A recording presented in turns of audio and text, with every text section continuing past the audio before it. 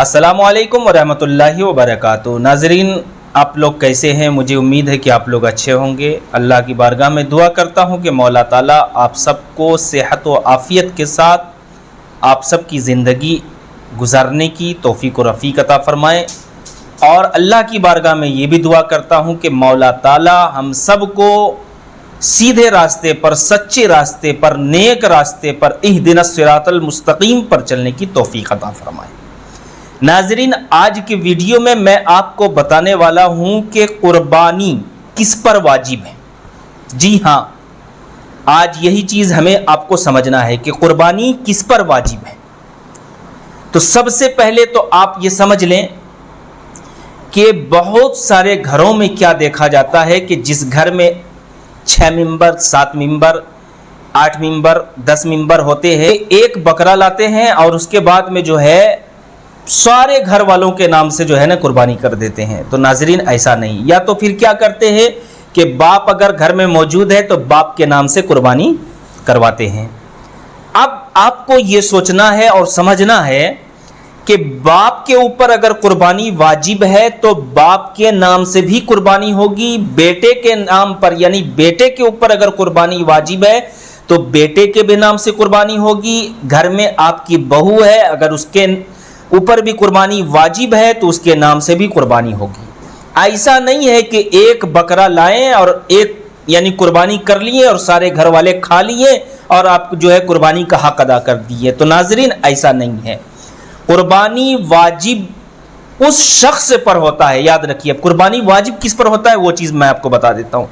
तो कुर्बानी वाजिब जो है जिसके पास 52.5 तोला चांदी या तो 7.5 तोला सोना या उसके बराबर, यानी 52.5 तोला के बराबर अगर रुपया पैसा है तो उस पर कुर्बानी वाजिब है।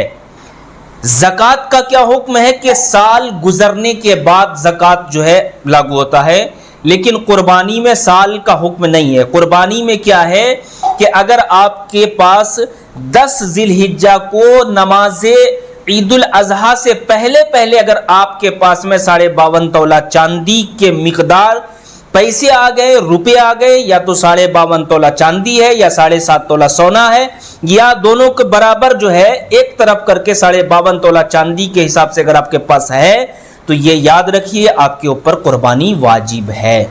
ये समझ लीजिए अच्छी तरीके से, कुर्बानी फिर क्या है? वाजिब है।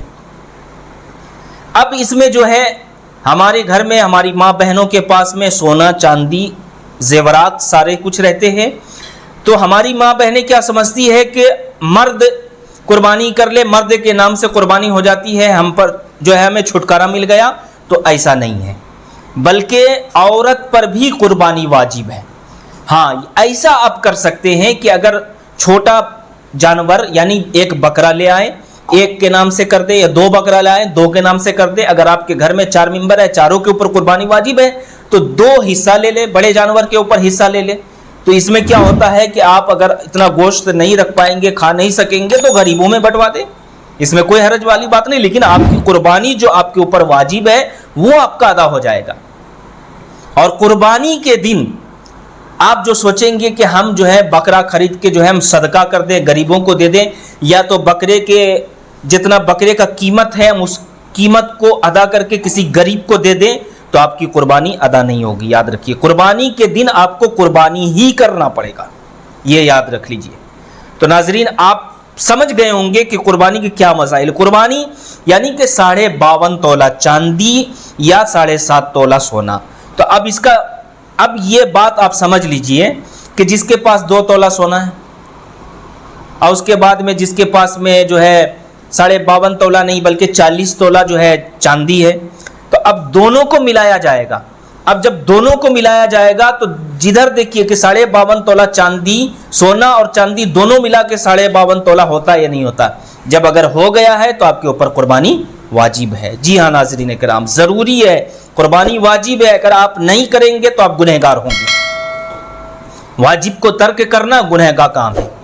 अल्लाह ताला जो है फिर इससे नाराज़ होता है।